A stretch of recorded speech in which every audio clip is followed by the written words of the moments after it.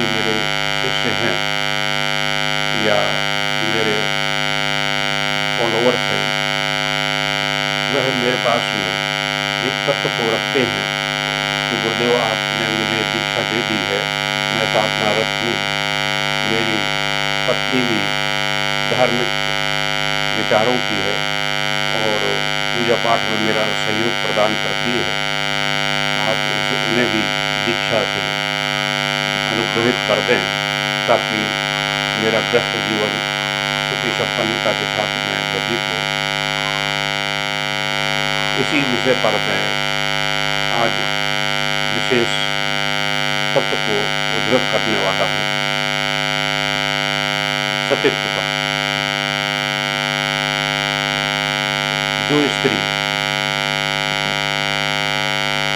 वैवाहिक जीवन में अपना जीवन यापन करने की व्यवस्था में संलग्न है, वह यदि अध्यात्म जगत का रास्ता पकड़ती है तो अति उत्तम है, उससे उसके पति को बल मिलता है और ओजस्वता तेजस्वता भी मिलती है, सहयोग भी मिलता है, जिससे कि वह उसका पति साधनात्मक पर अग्रसर होते हुए पूर्णत्व को प्राप्त कर सके। यदि वह पूर्णत्व को प्राप्त होता है तो पत्नी को स्वतः ही वह साधनाओं का ज्ञान और चिंतन स्वाभाविक रूप से हो जाता है और वह अपने आप में ओजस्वता तेजस्वता लिए हुए जीवन यापन करने के लिए व्यवस्थित हो जाता है। हमारे पूर्व शास्त्रों में यदि देखा जाए तो पूरे शास्त्रों को अगर खंगाल के देखा जाए तो कोई भी स्त्री तांत्रिक या जो वैवाहिक जीवन जी रही हैं उनके लिए मैं कह रहा हूँ, तांत्रिक ओझा या अन्य प्रकार की सिद्धिदायक स्थिति में वह नहीं प्राप्त होती है। उसका कारण ये है कि शास्त्रों में स्त्री को साधनात्मक क्षेत्र पर पति के सहयोग के लिए व्यवस्थित किया गया है।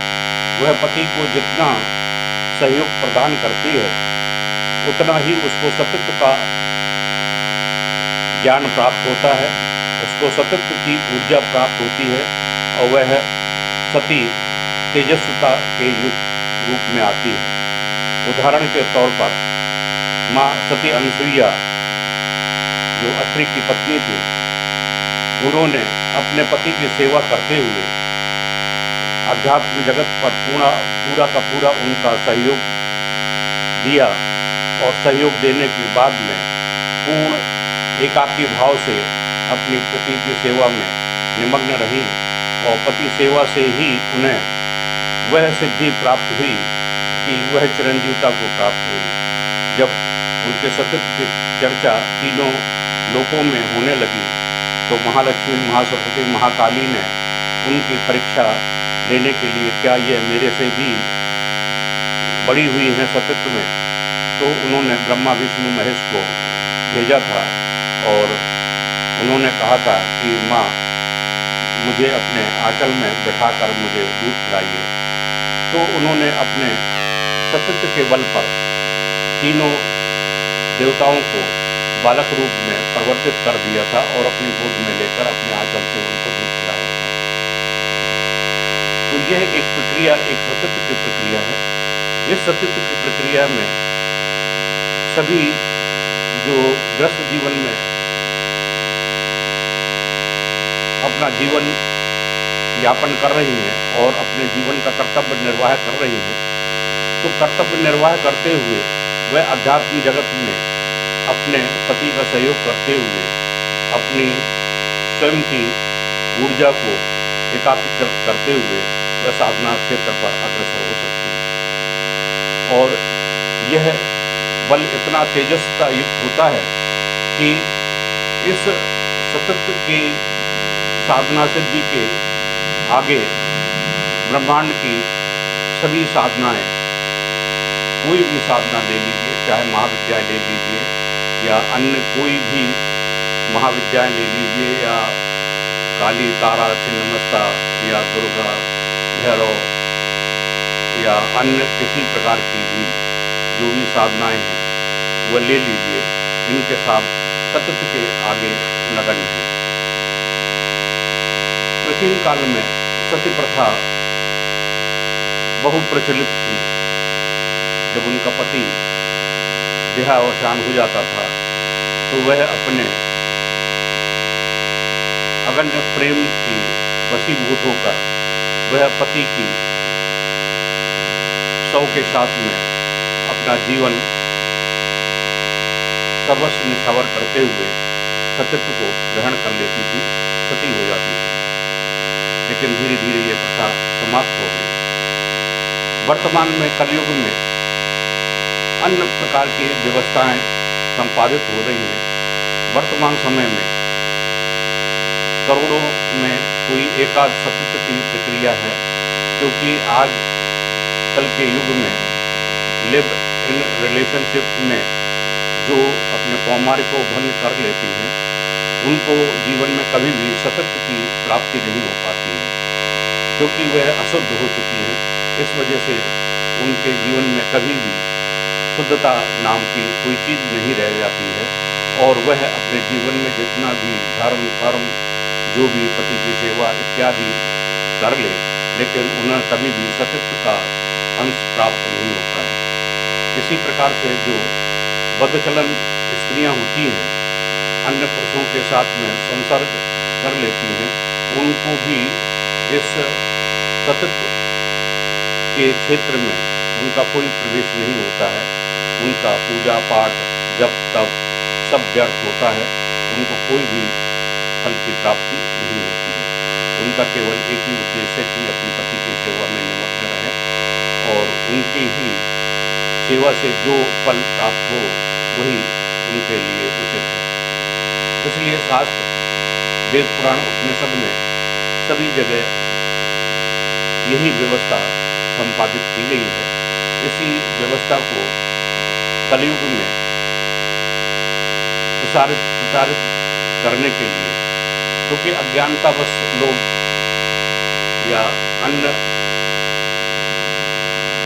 साधनाएं करते हैं लेकिन अपना समय व्यर्थ करते हैं, उनको इससे कुछ प्राप्त नहीं होता है, क्योंकि स्त्री को साधनाओं के लिए वंचित रखा गया है। वंचित नहीं कहना चाहिए कि उनको सिद्धिदायक स्थिति से दूर रखा गया है, क्योंकि वो सिद्धिदायक स्थिति में, क्योंकि उनके अंदर स्वतः ही देवित्व की स्थिति होती है, क्योंकि हर स्त्री में दया, ममता, स्नेह, करुणा, क्षमा ये 5 मकार हैं जो पूर्ण प्रभावी रूप से उनके जीवन में स्थापित होते हैं। इसलिए किसी भी स्त्री को देवी का स्थान दिया गया है, देवी बोला गया है। पुरुष तत्व में 5 विकार होते हैं, काम, क्रोध, लोभ, मोह, अहंकार।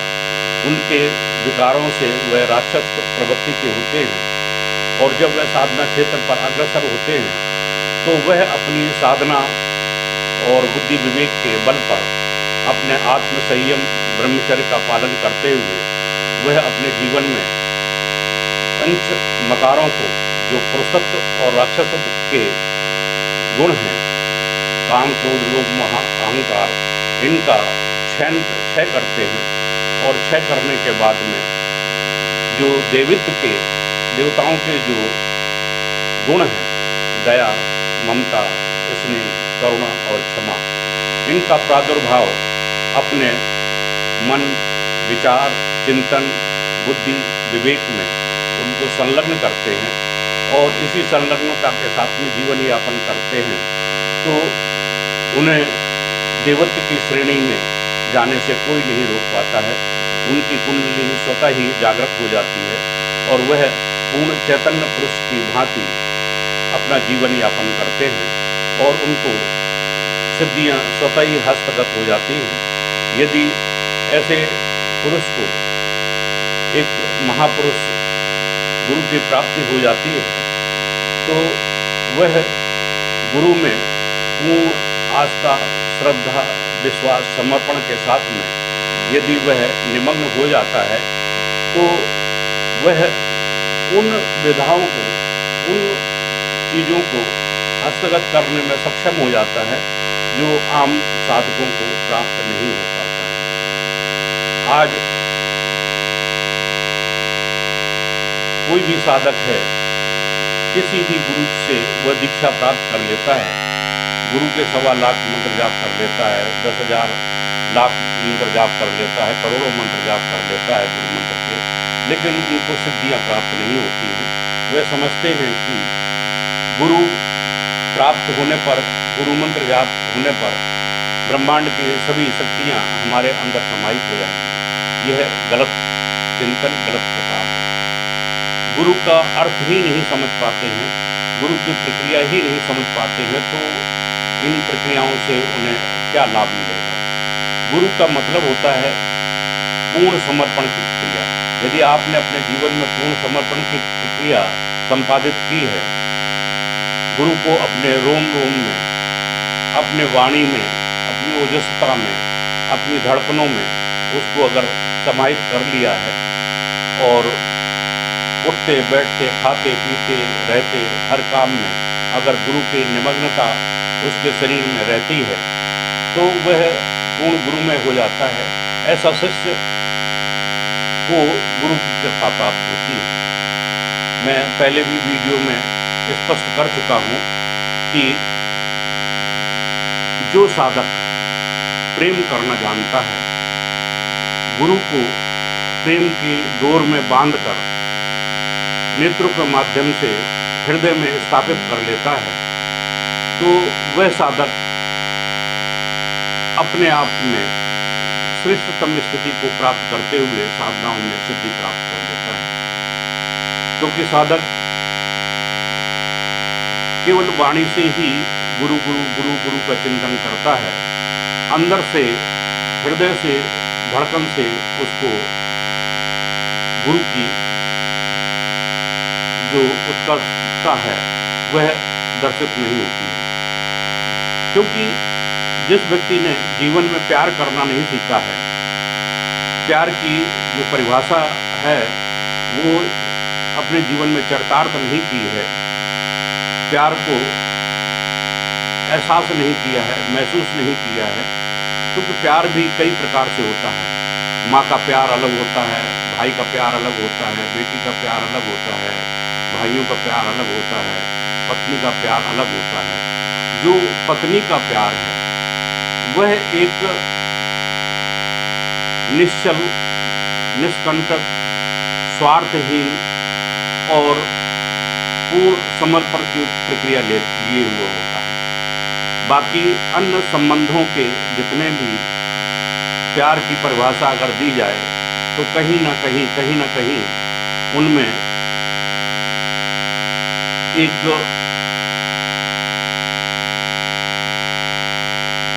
कहना चाहिए आशा, तृष्णा, लोभ, लालच या अन्य किसी प्रकार की प्रक्रिया उसमें, उस प्यार में सम्मिलित होती है।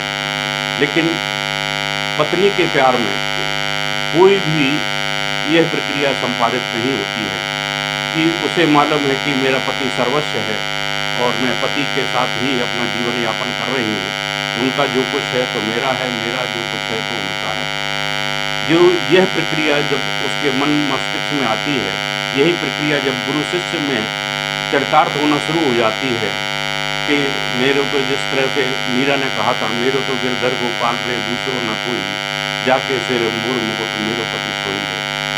तो मीरा ने ऐसे भाव जब प्रकट किए कि मैं तो केवल कृष्ण की हूँ, कृष्ण मेरे हैं, इसके अलावा यह संसार बिल्कुल निस्सहाय है, बेकार है। तो जब ऐसी प्रक्रिया शिष्य के अंदर जागृत हो जाती है तो शिष्य के अंदर जो अध्यात्म की ज्योति है वो प्रकट होना शुरू हो जाती है। अध्यात्म की ज्योति को बोलते हैं सुषुम्ना नाड़ी से, सहस्त्रार से होते हुए, मूलाधार से होते हुए सहस्त्रार को भेदन करती है।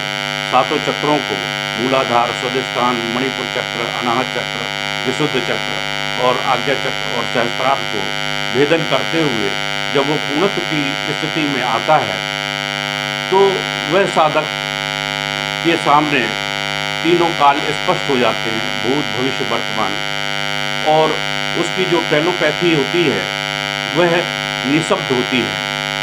इस निशब्द की प्रक्रिया है जहाँ शब्दों का प्रयोग नहीं होता है, केवल मन में जो विचार चिन्ह होता है वही गुरु के अंदर प्रकट होती है, और गुरु के अंदर भाव प्रकट होते हैं, वही शिष्य के अंदर भाव प्रकट होते हैं, और उन भावों को गुरु समझ लेता है और शिष्य भी गुरु के भाव को समझ लेता है। इस प्रकार प्रक्रिया करने पर गुरु शिष्य में एक दम्यता, एकाग्रता और एक रूपता दर्शित होना शुरू हो जाती है। ऐसे शिष्य भी शिष्य की श्रेणी में आकर खड़े होते हैं। जिन शिष्यों में केवल धन की कामना होती है, यश कमाने की कामना होती है, कीर्ति कमाने की कामना होती है, या एक साधना सिद्धि करने की सिद्धि होती है, तो वह शिष्य की श्रेणी में आते तो हैं, लेकिन कुछ समय के बाद में वह चले जाते हैं, क्योंकि उनमें गरिमा नहीं होती है, गहराई नहीं होती है, उछलंगता होती है, और उछलंगता युक्त व्यक्तित्व हमेशा ही अपने भविष्य को अंधकार में बना लेता है। जैसे मिसाल के तौर पर किसी साधक ने कोई साधना संपन्न की और उसको कुछ चीज़ की प्राप्ति होना शुरू हो गई, उसको कुछ दृश्य होना शुरू हो गया, कुछ धन प्राप्त होना शुरू हो गया, कुछ जो साधना से संबंधित रिजल्ट हैं वो प्रकट होना शुरू हो गए। यदि उसने भूलवश भी गुरु के अलावा किसी के सामने भी उस चीज़ का बखान कर दिया तो उसकी साधना सिद्धि का ह्रास हो जाता है। यही कारण होता है कि बहुत से साधक साधनाएं तो सिद्ध कर लेते हैं, लेकिन कुछ समय बाद में 2-3 दिन के बाद में, 4 दिन के बाद में, महीना 2 महीना 6 महीना के बाद में उनकी सिद्धि का ह्रास हो जाता है, खत्म हो जाती है, और वह जहाँ से चला था वहीं आगे खड़ा हो जाता है। क्योंकि शिष्य में गंभीरता नहीं होती है। जब शिष्य में गंभीरता नहीं होती है तो वो गंभीरता न होने के कारण से, उछलंगता होने के कारण से, क्योंकि गुरु उनको यह चीज़ का ज्ञान कराता ही नहीं है, क्योंकि साधना स्वयोनि युक्त गुप्त रखने के लिए भगवान शिव ने पार्वती को बताया है, और सभी में साधनाओं में यह फलश्रुति में कहा गया है कि इन साधनाओं को, इन विधाओं को पार्वती स्वयोनि युक्त गुप्त रखा जाए, तभी यह सिद्धि की स्थिति में रहते हैं। जब श्रेष्ठतम से श्रेष्ठतम शिष्य प्राप्त होते हैं, जैसे विश्वामित्र को राम मिले, संदीपन को कृष्ण मिले, परशुराम को द्रोणाचार्य जैसे, कर्ण जैसे शिष्य मिले, तो उन्होंने अपना सर्वस्व निछावर करते हुए शिष्य के अंदर अपना ज्ञान उड़ेल दिया, और शिष्य पूर्ण समर्पित भाव से उस ज्ञान को अपने अंदर सजो लिया। समय आने पर उन साधनाओं का प्रयोग किया। उन्होंने कभी भी चमत्कार के रूप में, दिखावे के रूप में अपने आप को प्रकट नहीं किया। जब समय आया तभी उन्होंने उन चीज़ों का प्रदर्शन किया। इसी प्रकार से देखिए, द्रोणाचार्य के शिष्य थे अर्जुन, जब समय आया तभी उन्होंने ब्रह्मास्त्र, नारायणास्त्र, पशुपात्रे अस्त्र इत्यादि जो दिव्य साधनाओं के अस्त्र शस्त्र थे उनका उन्होंने समय पर ही प्रयोग किया, असमय प्रयोग नहीं किया। अब जैसे मिसाल के तौर पर बहुत से ऐसे साधक हैं जो पारस संस्कार करते हैं, उनको एक बार अगर स्वर्ण प्राप्ति हो गई तो वो दिखावे के रूप में दिखाना शुरू कर देते हैं, और फिर वह चीज़ उनसे वंचित हो जाती है। जैसे मैं एक प्रकरण बताता हूँ कि जब मैंने तारा साधना संपन्न की तो तारा ने मुझे स्वर्ण बनाने की प्रक्रिया का ज्ञान पूरा दिया। मैंने गुरुदेव के सामने वह बात रखी तो गुरुदेव तारा ने मुझे यह ज्ञान प्रदान किया है, क्या यह सत्य है? तो गुरुदेव ने कहा सत्य है। तो मैंने वह प्रक्रिया संपन्न की। एक जड़ी बूटी थी जिसके बारे में मैं नहीं जानता था, वह जड़ी बूटी लेकर मैं जोधपुर गया। जोधपुर में जाकर मैंने जब गुरुदेव के सामने वह बात रखी, पूरी प्रक्रिया रखी, तो गुरुदेव पहले ही समझ गए कि मैं ये जड़ी बूटी लाया हूँ। तो उन्होंने कहा, एक शब्द कहा गुरुदेव ने कि जब दांत थे जब चने नहीं, जब चने हैं तब दांत नहीं। मैं उस समय गुरुदेव के इस कथन को नहीं समझ पाया और गुरुदेव ने जब मुझे वह स्वर्ण निर्माण की प्रक्रिया का ज्ञान पूरा दे दिया तो मैंने उसको किया। तो मेरे अंदर भी वह, क्योंकि मैं 3 साधक मेरे साथ में थे, मैं उस समय फरीदाबाद में रहता था, तो कानपुर से ही एक साधक गया था, मेरे पास 6 महीने रहा था, उसने स्वर्ण निर्माण की प्रक्रिया संपन्न की थी। तो मैंने उसका सहयोग दिया था। तो वह जब निर्माण की प्रक्रिया करते करते मैंने उसको बोला था कि अपनी कामना एकाकी रखना, अगर आपकी कामना एकाकी रही तभी आप कुछ कर पाएंगे, वरना कुछ नहीं कर पाएंगे। तो उसने पारस संस्कार की जो प्रक्रिया संपादित की मेरे सानिध्य में, तो जब स्वर्ण की मैंने उसको क्रॉस कर दिया, मतलब कि जब संस्कार करते करते पारद स्वर्ण ग्रास करता है और फिर तप्त पारद बन जाता है, तो मैंने उस प्रोसेस को पार करा दिया कि वो सोना ग्रास नहीं कराया। तो वह स्वर्ण निर्माण की प्रक्रिया में, क्योंकि वह जो सोना ग्रास कराते हैं तो वो पारस पारद की श्रेणी में चला जाता है। और जब सिद्ध सूद बनाते हैं तो सिद्ध सूद में पहले सोना बनता है, सोने की जब भस्म बनाते हैं तो वह सिद्ध सूद बनता है।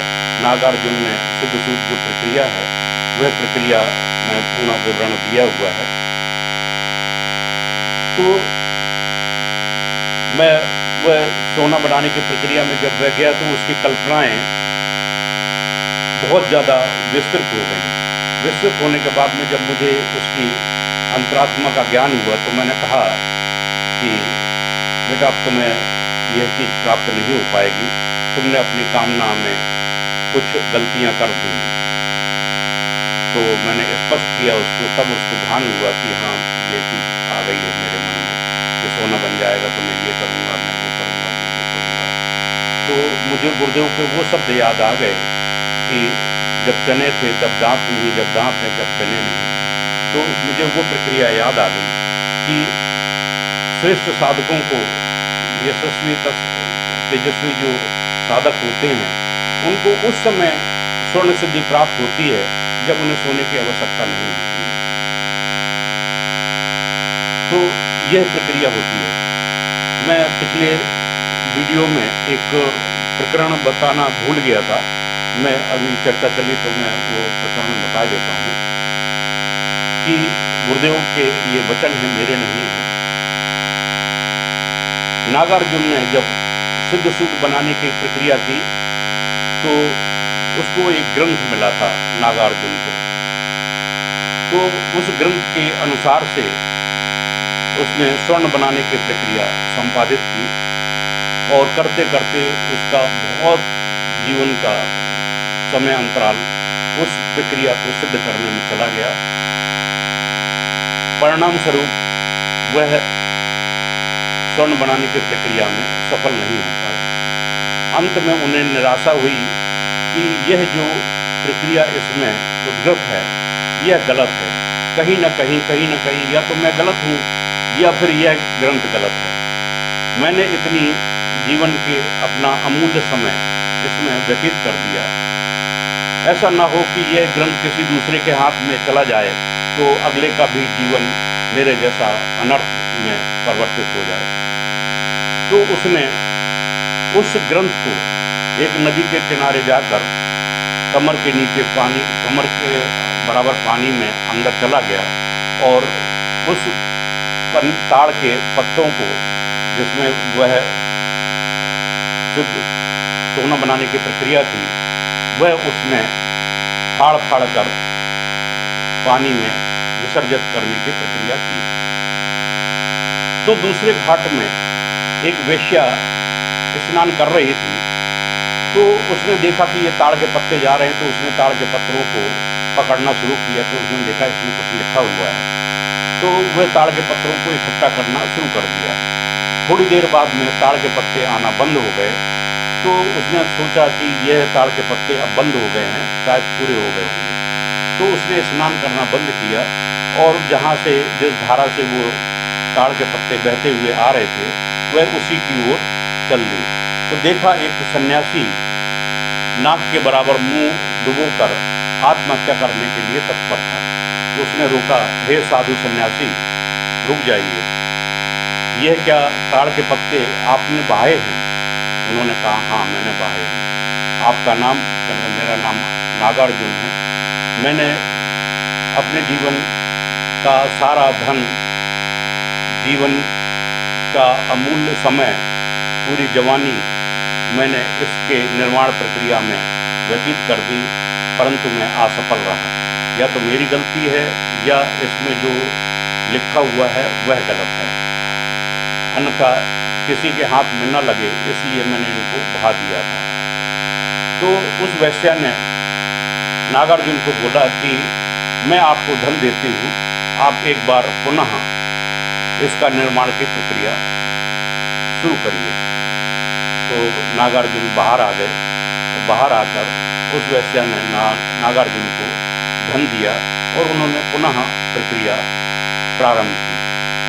तो जब लास्ट स्टेज में वह पहुँचे, तो उन्हें कोई चीज़ की ज़रूरत पड़ी। तो वो जैसे कमरे से निकल रहे थे, तो उनके मस्तिष्क में एक कील लगी और खून की बूंद कुछ निकली और वो कढ़ाई में जाकर गिर गई। और जैसे ही कढ़ाई में गिरी, तो कढ़ाई में जितना भी तांबा डला हुआ था, वह तुरंत सोने में परिवर्तित हो गया। तो यह प्रक्रिया जब सिद्ध हो गई कि सोना बन गया, तो उस वेश्या का नाम सिद्धा था। तो नागार्जुन ने जो 16 पद लिखे, ओम हिरण्यगर्भा पर जो 16 पद हैं श्री सूक्त के, तो उन 16 पदों को उस वेश्या के नाम से, श्री सूक्त के नाम से उसको प्रसिद्ध किया, लिखा। ये जो 16 पद हैं, ये पूरे सोना बनाने की प्रक्रिया है। यह मैं पिछले वीडियो में बताना भूल नहीं गया था, कहा था कि जब मुझे समय मिलेगा तो मैं उसको उद्धृत कर दूंगा। तो यह प्रक्रिया है। इसके आगे की प्रक्रिया, जब सिद्ध सोना बन जाता है, तो सोने से जो भस्म बनाई जाती है, तो वो सिद्ध सूत है, उसको सिद्ध सूत बोलते हैं उस भस्म को। अगर उस भस्म की जो माचिस की तीली होती है, उसमें जो रोगन लगा होता है, जिसे हम जलाते हैं, उसके बराबर का रोगन लेकर अगर 1 किलो तांबे को अगर गला दिया जाए और गलाने के बाद में तीली के रोगन के बराबर की जो भस्म है, वह लेकर अगर उस गले हुए तांबे में डाल दी जाए, तो पलक झपकते ही वह तांबा सोने में परिवर्तित हो जाता है। यह सिद्ध सूत की प्रक्रिया है। ये 16 पदों में व्याख्यात है और गुरुदेव ने सन 81 में यह प्रक्रिया प्रसारित की थी और 85 में मंत्र तंत्र यंत्र विज्ञान में भी यह प्रक्रिया प्रसारित की थी। और गुरुदेव ने जो स्वर्ण विज्ञान एक पुस्तक लिखी थी, उन स्वर्ण पुस्तक में, उस पुस्तक में भी, स्वर्ण विज्ञान पुस्तक में भी, जो आप आजकल अपर्याप्त है, उसमें भी इसका पूरा सोना बनाने का विवरण है। और गुरुदेव ने जितने भी लक्ष्मी साधना शिविर, मैंने पिछले वीडियो में बताया, जितने साधना शिविर लगाए हैं, उन सभी शिविरों में एक सोना बनाने की प्रक्रिया का ज्ञान देते थे और इतना सरलतम ज्ञान रहता था कि छोटे से छोटा साधक ज्ञान प्राप्त कर सकता है। जैसे कि मैं एक उदाहरण दे दूं, जो स्वाभाविक मृत्यु प्राप्त कोई कोबरा सांप मिल जाए, स्वाभाविक मृत्यु, जिसकी स्वाभाविक मृत्यु है, वह अगर कोबरा सांप मिल जाए, उसके मुंह में 1 तोला 2 तोला जितना भी तांबा पारद आ सके उतना पारद उसके मुंह में डाल दें और कंडे की आग या बकरी की मैगनी की आग में उसको जला दिया जाए, तो जब पूरा जल के राख हो जाएगा तो सांप के मुंह में जितना भी पारद रखा होगा वह शुद्ध सोने में परिवर्तित हो जाएगा। कितनी सरलतम प्रक्रिया है। इस प्रकार की 50 प्रक्रियाएं गुरुदेव ने स्वर्ण बनाने की प्रकट की थी, दोहे के रूप में भी वैसे भी, और उन्होंने उन्हीं का संकलन स्वर्ण विज्ञान पुस्तक में दिया था, जो कि अपर्याप्त है। जिन लोगों के पास में होगा वो सौभाग्यशाली हैं। तो मैं बता रहा था कि सतत्व की जो महिमा है वो अनंत है। मेरे से बहुत सी साधिकाओं ने दीक्षा प्राप्त की है, उनको मैंने यह ज्ञान प्रदान किया है और प्रदान करने के उपरांत उनको मैंने भ्रमित नहीं किया है, उनको सही ज्ञान मैंने प्रदान किया है और उनको यह कहा है कि साधना सिद्धियां किस प्रकार से स्त्री में स्थायित्व ग्रहण करती हैं। हाँ, यदि कोई ब्रह्मचारी स्त्री है जिसने शादी नहीं की है, वह तंत्र क्षेत्र में अगर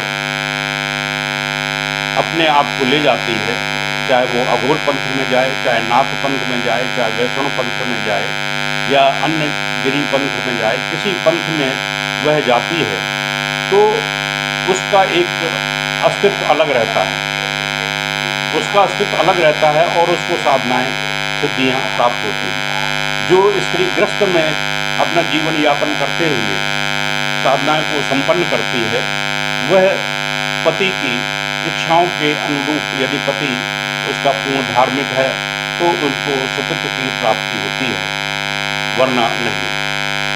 यह एक गुणतम रहस्यतम ज्ञान है जो मैंने आप सभी को प्रदान किया है। इसलिए भ्रमित न होते हुए, इसमें एकाकी होते हुए, पति पत्नी एकाकी युक्त जीवन जीते हुए, साधना पथ पर अग्रसर होते हुए, एक दूसरों का साथ लेते हुए वह पूर्णत्व को प्राप्त कर सकते हैं। क्योंकि यदि पति को पूर्णत्व प्राप्त होता है, मोक्ष प्राप्त होता है, तो पत्नी को स्वतः ही मोक्ष की प्राप्ति हो जाती है। जिस प्रकार से एक धर्मात्मा पुत्र किसी कुल में पैदा होता है तो उस धर्मात्मा पुत्र के प्रभाव से, उसकी यशस्वी जीवन, तपस्वी जीवन के प्रभाव से उनके माता पिता को स्वतः ही स्वर्ग की प्राप्ति होती है। यह बिल्कुल सत्य है, अकाट सत्य है। इसलिए जो धर्मात्मा पुरुष होता है, उस धर्मात्मा पुरुष की स्त्री को भी स्वर्ग की प्राप्ति होती है और जन्म जन्मांतर तक यदि वह इच्छा रखती है कि मुझे यही पति मिले, तो अगले जन्म में भी यदि वह जीवन धारण करता है तो उसे पत्नी मिलती है। और इसी प्रकार से गुरु कई कई जन्मों तक अपने शिष्य पर नजर रखता है कि मुझे शिष्य को पूर्णत्व प्राप्ति देनी है। इसी प्रकार से कई स्त्री भी कामनाएं लिए होती हैं कि मुझे अपना पूर्व जन्म का ही पति मिले जिससे मुझे पूर्णत्व की प्राप्ति हो। जिसको पूर्व जन्म का पति प्राप्त नहीं होता है, उनके जीवन में कहीं ना कहीं जो दोषों युक्त भरा जीवन होता है या श्राप से भरा हुआ जीवन जीता है या किसी कारणवश जीवन जीता है, तो ऐसा जीवन कलह में युक्त होता है और उनका जीवन पूर्णता से कलह युक्त होता है। और कलह जब समाप्त हो जाता है, वह दोष जब समाप्त हो जाता है, तो उनके मुक्ति का साधन बन जाता है। यह गुणतम रहस्यतम ज्ञान है यह सभी साधकों के पास में इस वीडियो को पहुंचना अति आवश्यक है। इसलिए यह ना सोचें कि ये स्वामी ईश्वरानंद का ज्ञान है। आप ज़्यादा से ज़्यादा साधकों को इसका या सभी को इस वीडियो को निस्तारित करें, शेयर करें, उनको बताएं कि इस वीडियो को आप शुरू से अंत तक अवश्य सुनें, देखें, जिससे कि आप भ्रमित ना हों, आपको सटीकता के साथ में ज्ञान मिले। क्योंकि यह ज्ञान जो है पुस्तकों में भी नहीं है, कहीं भी नहीं है। जो ज्ञान सटीकता के साथ में गुरुमुख से प्राप्त होता है वह अति उत्तम होता है, और इसमें ही शिष्यों की भलाई होती है और पूर्णत्व को प्राप्त होते हैं, वह गुमराह नहीं हो पाते हैं। इसलिए मेरा कहना है कि सतर्क रहिए, सावधान रहिए, अपनी बुद्धि विवेक का सदुपयोग करिए। गुरु का चयन जो है पानी पियो छान के, गुरु करो जान के। ऐसा छल कपट युक्त या धन के माया मोह में लिप्त हुए गुरुओं के पीछे न पड़ें। आप एकाकी भाव से अपने जीवन को अपने इष्ट के प्रति समर्पित करते हुए पूर्णत्व को प्राप्त करें। ऐसा ही मेरा शुभ आशीर्वाद है। इति श्री जय गुरु।